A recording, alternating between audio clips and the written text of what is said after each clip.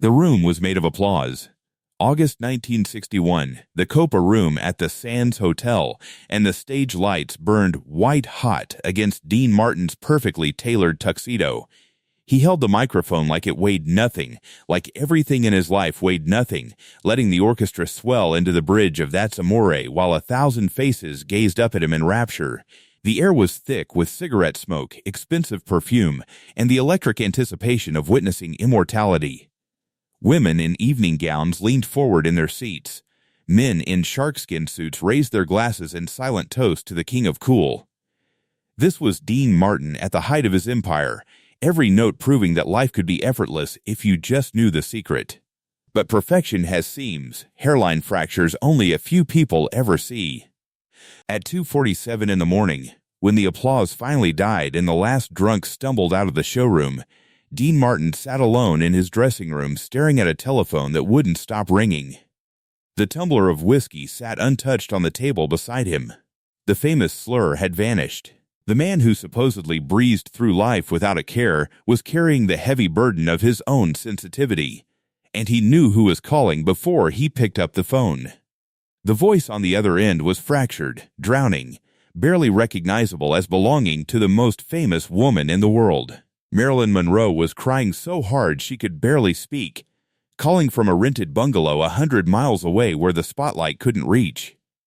She wasn't calling Dean the movie star, she was calling the only man in Hollywood who never wanted anything from her, the one who saw past the goddess to the frightened girl underneath.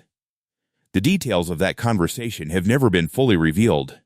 What we know comes from fragments, whispers from a driver, a night manager, a makeup artist who saw him leave. But the outcome is undeniable. Within 15 minutes of hanging up that phone, Dean Martin was in his dual Ghia, tearing through the Nevada desert at speeds that would have terrified anyone who believed their own mythology less.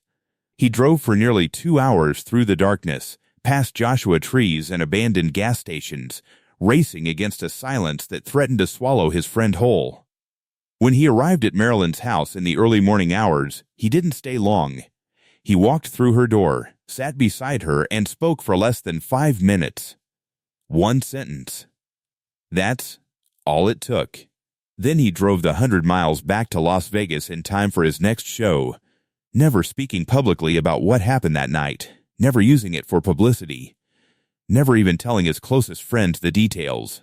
50 years later, a man going through his late grandmother's things would find an old, faded photograph. Marilyn in an oversized men's robe, eyes swollen from crying, leaning into Dean Martin's shoulder in a modest kitchen. On the back, written in careful looping letters, were just 4 words. He saved her once. This is the story Hollywood forgot to tell. Not because it wasn't dramatic enough, but because it was too real. Too human. The coolest man alive was also, in moments like that, the quietest hero in the room. Dean Martin spent his life making the difficult look easy, but stories like this reveal the heavy cost of that cool. If you want to keep the memory of the true Rat Pack alive, consider supporting the channel by buying me a coffee using the link in the description. Your support helps us uncover these lost legends. Now, let's go back to that long drive through the desert night. The summer of 1961 arrived in Hollywood like a fever dream wrapped in golden light, all broken promises and manufactured magic. On the Nevada desert set of The Misfits, Marilyn Monroe stood squinting against the brutal sun, trying to remember lines that kept slipping through her mind like water through cupped hands. The newspapers called her difficult, unpredictable, words the industry always used to describe women who were simply drowning in plain sight. What they didn't print was how her hands shook when she held the script, how the sleeping pills had stopped working, how her marriage to Arthur Miller was dissolving in real time, while cameras captured her pretending to be whole.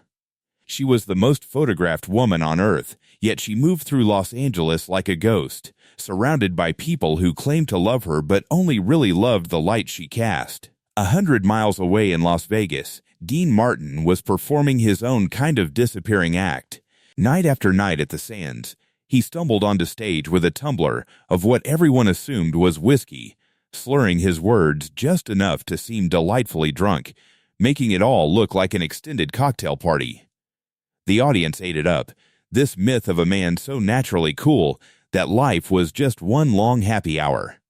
What they didn't know was that the glass held apple juice, that Dean Martin was stone-cold sober, an introvert playing an extrovert, a deeply private man who had built a fortress of laughter around his actual self. While Frank Sinatra held court in the casino until dawn and Sammy Davis Jr. danced on tables, Dean would slip away to his dressing room, eat a tuna sandwich alone, and call his kids. They were two prisoners in the same golden cage, recognizing the bars in front of each other's faces.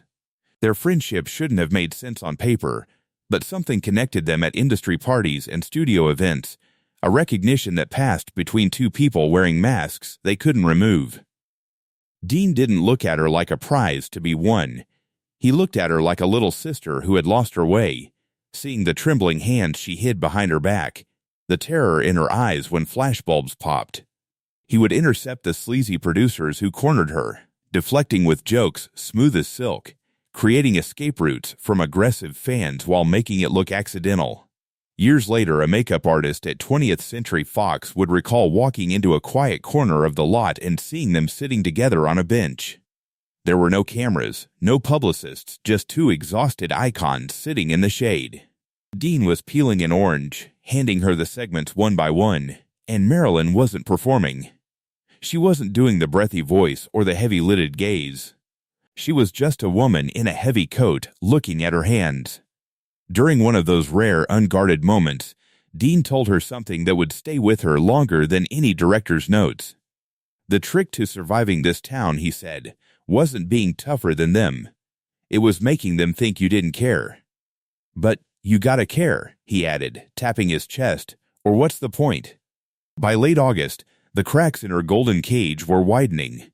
She paced her living room at night in a robe, scripts scattered at her feet, lines blurring on the page. She was the most desired woman in history, and yet, when her chest tightened and the fear came, there was almost no one to call. Almost. As the night deepened and the room got smaller, she remembered a man who laughed like nothing mattered, but treated her like everything did, whose eyes held no hunger, only understanding. When she finally picked up the receiver at 3 a.m, she did not dial a producer, a director, or a doctor. She dialed Dean. The road between Las Vegas and Los Angeles at 3 a.m. feels like the last strip of Earth before the world falls off into space. Dean Martin drove into that darkness with his bow tie hanging loose around his neck, tuxedo jacket folded on the passenger seat beside a pack of cigarettes he hadn't touched. The speedometer climbed past 90 as the desert stretched endlessly ahead, marked only by the ghostly silhouettes of Joshua trees and the white lines blurring beneath his headlights. Out here there were no billboards with his face on them, no marquee lights spelling his name in proud letters. Just the hum of the engine and a question that wouldn't leave him alone. How bad is it this time? 2 hours earlier he had been untouchable. The Copa room at the Sands had been packed wall to wall, every table occupied by high rollers and starlets who hung on his every slurred word. He had moved through his second show of the night with that trademark ease, the stumble perfectly timed, the mock drunken grin selling the illusion that life was one long, effortless party. When he sang the last bars of Ain't That a Kick in the Head, the showroom had erupted in applause, women leaning forward in their evening gowns, men raising their glasses to toast the king of cool. The orchestra swelled behind him. The spotlight made his skin glow like bronze, and for those 90 minutes, he was exactly what they paid to see. Back in his dressing room, the silence had hit like a wall. He loosened his collar, wiped off the stage makeup, and reached for the phone to call his daughter before she went to sleep. It was a small ritual he clung to, something real in a world of make-believe. Then the second line started buzzing, the private number only a handful of people possessed. He almost let it go to the front desk, almost decided he was too tired to be Dean Martin for anyone else tonight. The voice that came through the receiver was barely recognizable. Marilyn Monroe, stripped of every trace of the breathy glamour the world knew, was crying so hard she could barely form words. There was no performance here, no seduction, just raw panic spilling through the phone lines.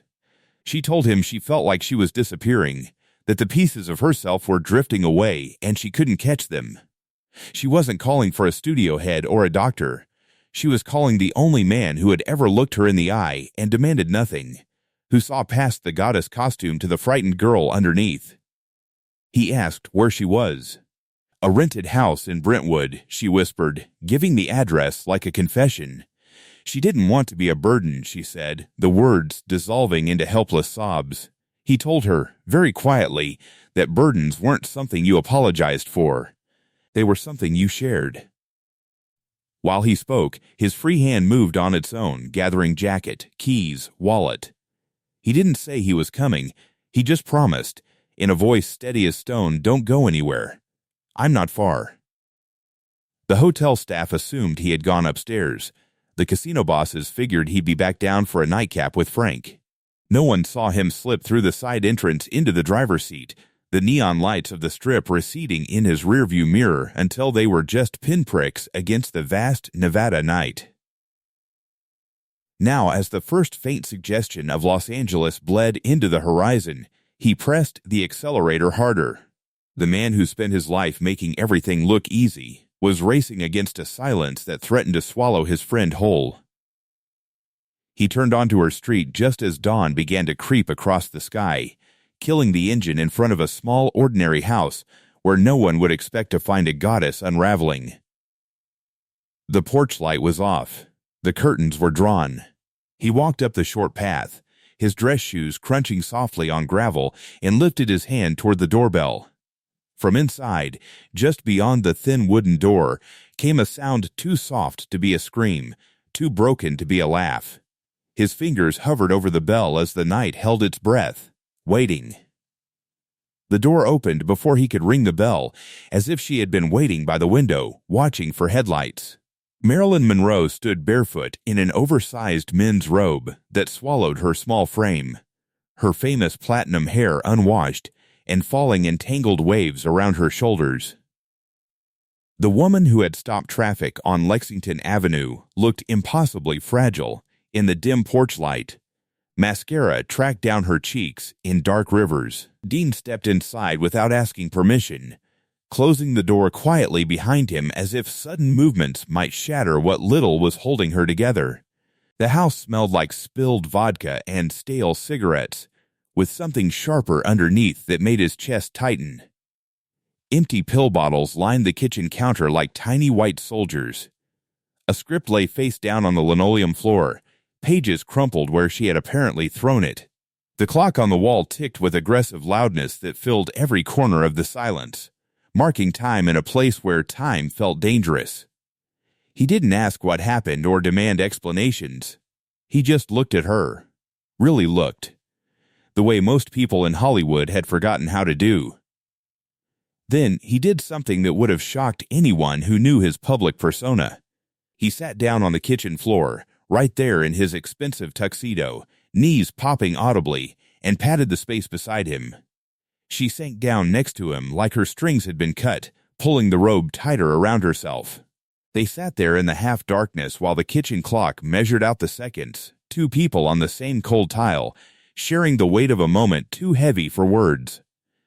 Dean's father had taught him something crucial during those hard years in Steubenville, back when the Martin family barely spoke English and every day felt like drowning. "You don't fix people with words," his old man had said while cutting hair for neighbors who couldn't always pay. "You fix them by staying, by proving they're not alone when the night gets too heavy." Dean had carried that lesson through every success, every spotlight, every moment when someone needed him to be more than the smiling drunk from the stage. He could have made promises, could have told her she was too important to lose, too talented to waste, that the studio needed her, or that millions of fans were counting on her. All the things people probably told her every day, words that meant nothing because they were about Marilyn Monroe, the product, the commodity, the fantasy. Instead, he turned to look at her with those dark, steady eyes that had seen through 1,000 illusions. His voice was quiet, almost conversational, but it carried the weight of absolute truth. You don't have to be Marilyn for me. You just have to be here." The words hung in the air between them like something physical. She stared at him, her breath catching, as if trying to decode some trick or hidden meaning. But there was none. He meant exactly what he said. In this kitchen, at this hour, with no cameras and no audience, she could stop performing. She could be broken, could be anything except alone. The tears that came then were different from the panicked sobs on the phone, slower and deeper, the kind that came from a place beyond words. He didn't make grand speeches after that. He got up, opened windows to let in the cool pre-dawn air, found the worst of the pills and poured them down the sink while she watched.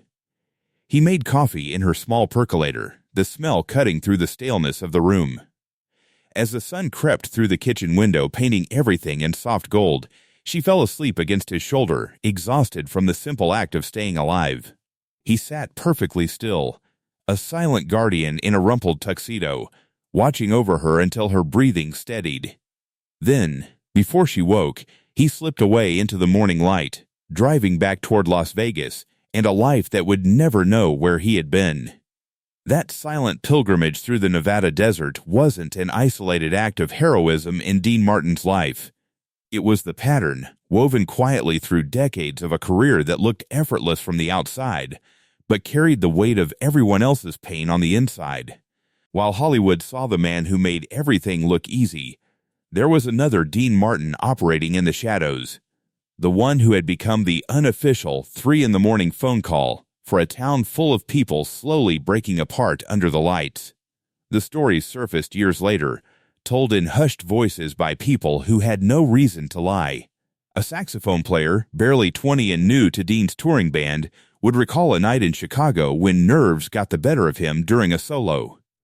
The kid botched it so badly that the orchestra nearly fell apart, and the audience laughed, assuming Dean had orchestrated the chaos as part of his act.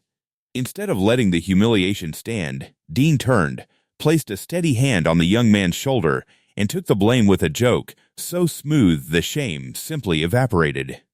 After the show, in the privacy of the dressing room, there was no lecture or criticism. Dean just poured the kid a ginger ale and said something the musician would carry for the rest of his life: "We all fall. The trick is getting up before they notice." This protective instinct had roots that ran deep into his childhood in Steubenville, Ohio, where Dino Crocetti had grown up speaking broken English in a town that didn't always welcome Italian immigrants. He knew what it felt like to be the outsider, to reinvent yourself out of necessity while hiding who you really were. That early pain had shaped everything about how he moved through Hollywood, especially his radar for people being crushed by the same system that had elevated him. The drunk act on stage became brilliant camouflage, allowing him to observe without being scrutinized, to see who was hurting while everyone else was laughing. Sammy Davis Jr. felt this protection most acutely during the worst moments of racial hostility they faced on tour. When hotels turned Sammy away from front entrances where he was scheduled to perform, Dean would quietly inform management that if Sammy didn't walk through that lobby, Dean Martin didn't walk onto that stage. He never positioned himself as a civil rights hero or made press releases about his stand. He simply refused to work. And when Dean Martin refused to work, entire productions ground to a halt. A casino manager in Reno remembered Dean stopping mid-rehearsal when he witnessed a director berating a young stagehand. Dean didn't raise his voice or create a scene. He simply set down his microphone, walked off the stage, and wouldn't return until the director apologized. The show was delayed by 3 hours, costing thousands of dollars, and Dean never mentioned it again. Even Jerry Lewis, his former partner whose split with Dean had been bitter in public, knew he could still make that call when the darkness got too heavy. The details were never made public, but a band member remembered Dean taking a phone call from Chicago, going pale, and immediately booking a flight. Whatever happened in that hotel room stayed between them, but Jerry would later admit, years after Dean's death, that there was a night when he couldn't see a way forward and the man he thought hated him showed up without judgment, without needing to be asked twice. The pattern extended to people whose names never made it into the gossip columns. A wardrobe assistant who worked with Dean for 15 years recalled him noticing a young extra limping between takes, trying to hide an injury because she couldn't afford to lose the day's pay. Dean stopped production, insisted she see a doctor, and somehow the medical bills got paid anonymously.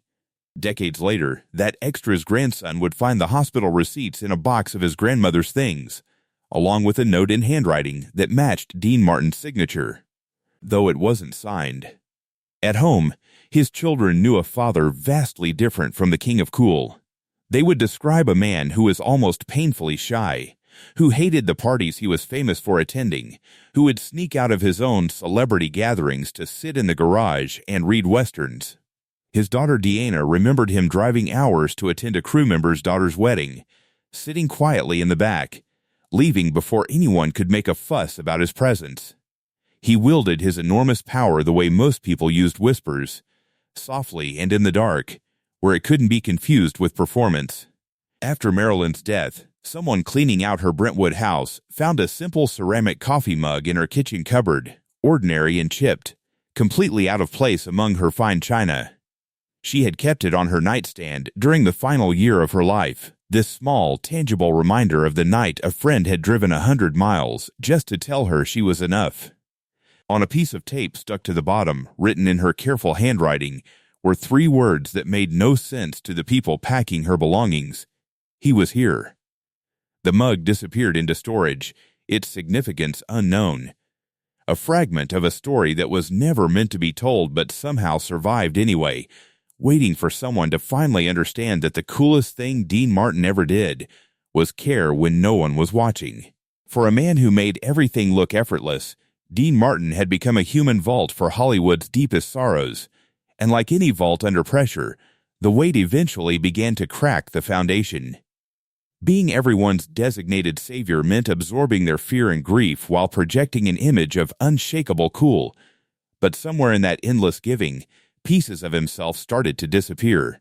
The man who drove through the desert night for Marilyn Monroe was slowly drowning in an ocean of other people's pain, and the world never noticed because he made caring look like not caring.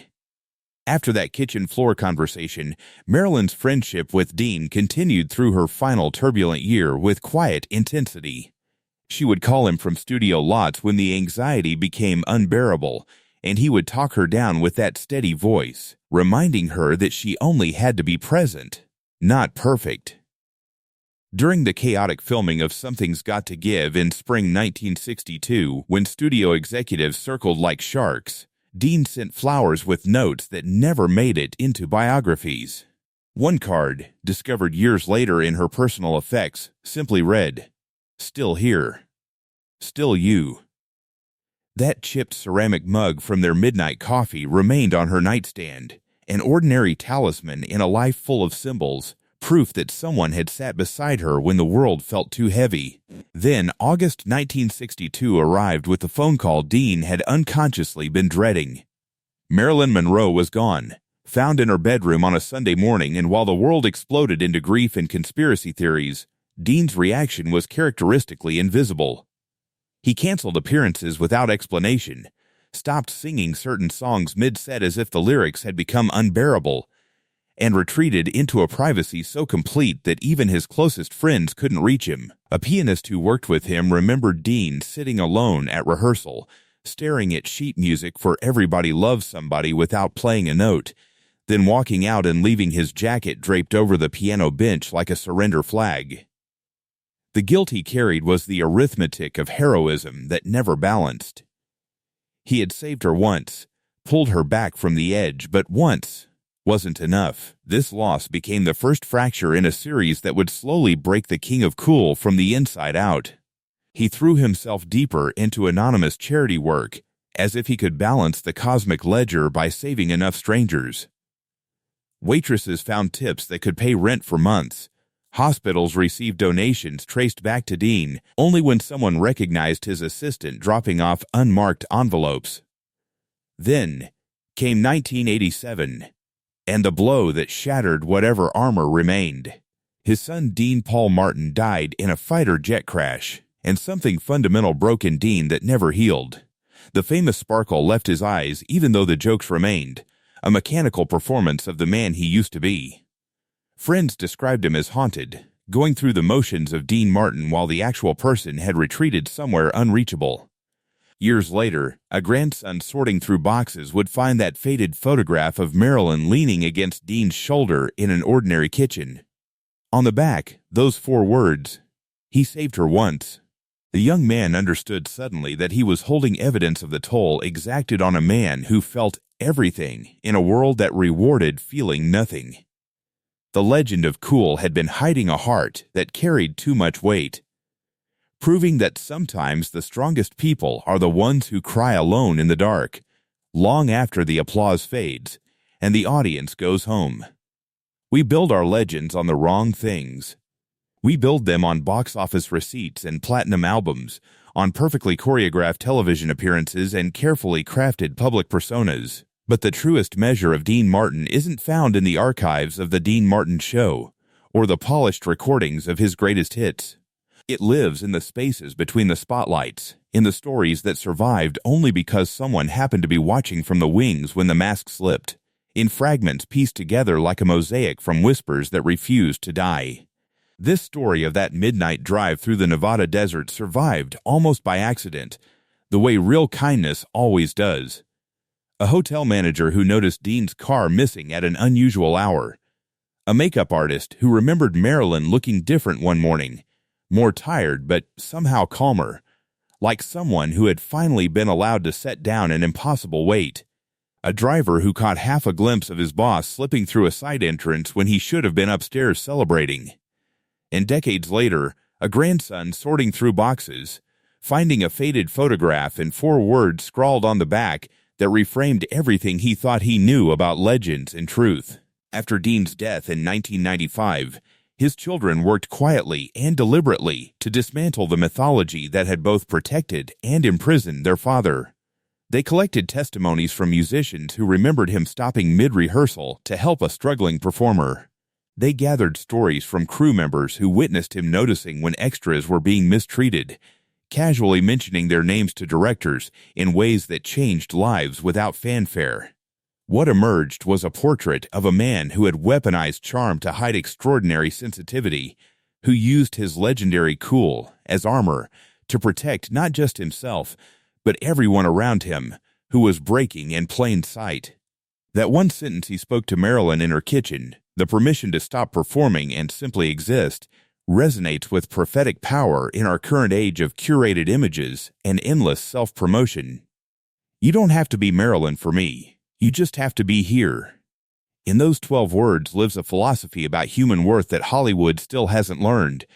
The radical idea that our value isn't measured in what we produce or project, but in our simple, fragile, continued presence in the world. He offered what the industry never could: unconditional acceptance without the burden of being extraordinary. The fact that he never told this story himself, never used it to burnish his reputation or prove his depth, makes it more powerful than any publicity campaign could achieve. He understood something fundamental that most legends miss. True heroism is often boring, quiet, and completely unglamorous. It's making coffee in a stranger's kitchen. It's listening to someone cry until they run out of tears. It's driving 100 miles just to sit on a cold floor in silence. So the image that endures isn't Dean Martin on stage at the Sands, Tumblr, raised in mock salute to the myth of effortless living.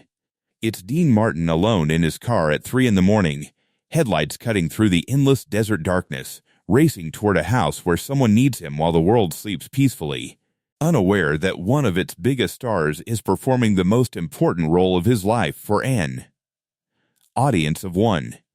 And in some eternal sense, that drive never really ends.